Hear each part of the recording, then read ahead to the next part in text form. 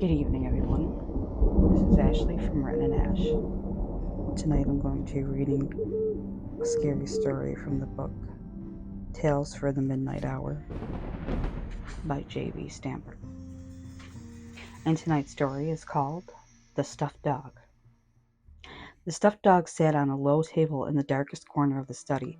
It was a black boxer with short, bristly hair that was still sleek. Mrs. Heathcote dusted it every week and rubbed oil into its hair every month. She took good care of the boxer in remembrance of her husband, the late Mr. Heathcote.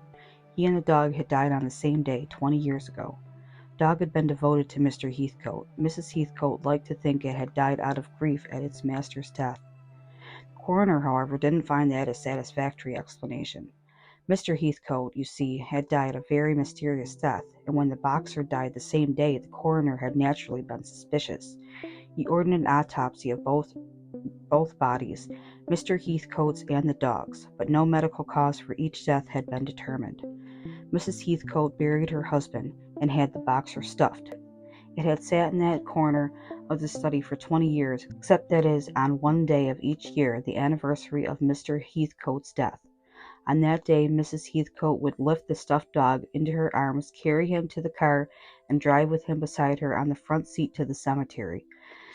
There she would lay the dog on top of her husband's grave. She would smile to herself, imagining that the three of them were all together again. This year Mrs. Heathcote had asked her grandson Theodore to help carry the dog to the cemetery. She was having back trouble, and the stuffed dog was heavy. Theodore was 12. He had never met his grandfather, and he didn't understand why his grandmother took the stuffed animal to the cemetery every year. But at his mother's insistence, he agreed to spend the weekend with his grandmother. He arrived early Saturday morning, the day of the pilgrimage to the cemetery. "Teddy, you're so grown," Mrs. Heathcote said as she squeezed Theodore up against her, just as she had always done. Theodore drew away from his grandmother. He noticed that his glasses had become smeared by something on her apron. As she pulled out his handkerchief and started to clean his glasses, he said, "Don't call me Teddy." "Yes, Theodore, I'll try to remember," Mrs. Heathcote said apologetically. "Now come along and help me with the dear doggie. It looks like it may rain today, so we must be off to the cemetery right away." Theodore followed his grandmother into the house. He began to wish he hadn't let his mother persuade him to come.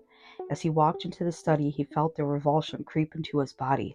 It was the same revulsion he had always felt towards this room. He despised the stuffed dog. As a child, he had been locked in this room once by his grandmother as punishment. He had sat in the room in the slowly fading light until it was pitch black, and during the whole time the stuffed dog had stared at him with its beady eyes. He remembered how the cruel snarl on the dog's lips had haunted him in his nightmares for weeks. He remembered how the dog had filled him with a sinister feeling of fear. It was dead, and yet it seemed not dead. Theodore, pick the dog up," his grandmother said. Theodore walked over to the dog, but the idea of touching it made him sick. "Really, Theodore, we must hurry. Lift the dog from the table." Theodore put his hands on the stuffed dog. Its greasy fur felt unnatural to him. He lifted it from the table and carried it to the car as fast as he could. He sat it on the front seat. His grandmother came out of the house as he started to get into the back seat. "No, Teddy, sit in front with me and the dog. There's plenty of room." As usual, Theodore obeyed. He moved the stuffed dog over on the seat toward his grandmother. They were silent on the drive to the cemetery. Mrs. Heathcote seemed wrapped up in memories, and Theodore found the whole situation too ridiculous to talk about. He wondered if his grandmother was going batty. Mrs. Heathcote stopped the car near her husband's grave. Theodore, bring the dog now." Theodore picked up the dog again. Its face stared at him, the mouth fixed in that awful snarl. Following his grandmother's directions, Theodore laid the dog on top of his grandfather's grave. He asked to be excused then. He wanted to get away from his grandmother and the dog and the creepy feeling he had from being around them. After a half hour of walking around the cemetery, Theodore came back to his grandmother's grave. His grandmother's eyes were red and swollen from crying, but her face was beaming with a smile. "Isn't it lovely, Teddy, seeing the two together like that?" Theodore looked up with disgust at the stuffed dog lying on the grave. "Is it time to go now?" he asked. "Yes, dear. Bring the dog back to the car." Theodore bent down and picked up the dog. Then he let it fall back into the grave. "Theodore, what's wrong with you?" Mrs. Heathcote asked angrily. Theodore didn't know what to say. He didn't know how to tell her that the dog seemed warm now, as if it were alive. He fought the sickening disgust that he felt, and stooped to pick it up once again. Yes, the dog was warm. After he got the dog back into the car, Theodore went to the back seat and refused to move up front. During the ride home, all he could think about was having to pick up that dog again. When they arrived home, Theodore gritted his teeth and carried the dog into the house. He never looked at the animal. He set it down in the study and then rushed out of the room. Mrs. Heathcote watched him, shaking her head. My, Theodore, you certainly are acting strange today. You young people haven't any sense, do you?"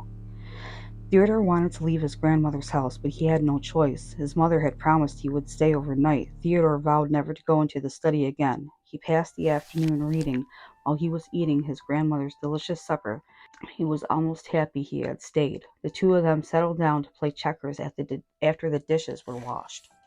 They played checkers for 2 hours. Theodore let his grandmother win one game. "You've tired me out, Theodore," Mrs. Heathcote declared sleepily after losing her 15th game.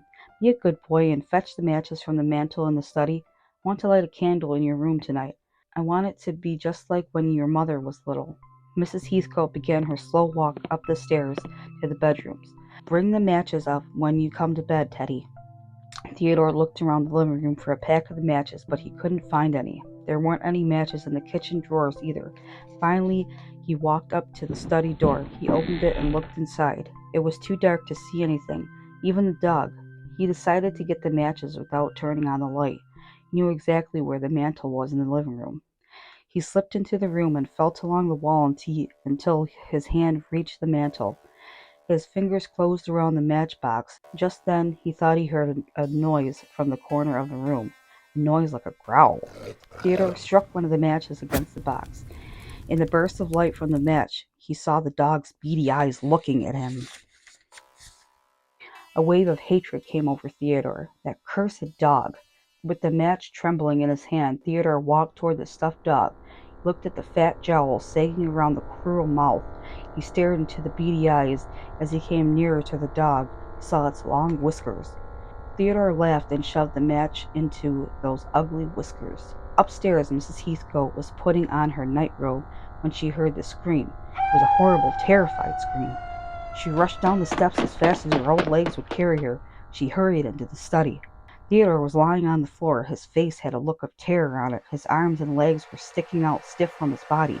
"Oh no! Oh no! Not again!" Mrs. Heathcote panted as she ran to call the doctor. The doctor came within 10 minutes, but that didn't matter. Theodore was already dead. The doctor said there would have to be an autopsy. Mrs. Heathcote nodded her head in agreement.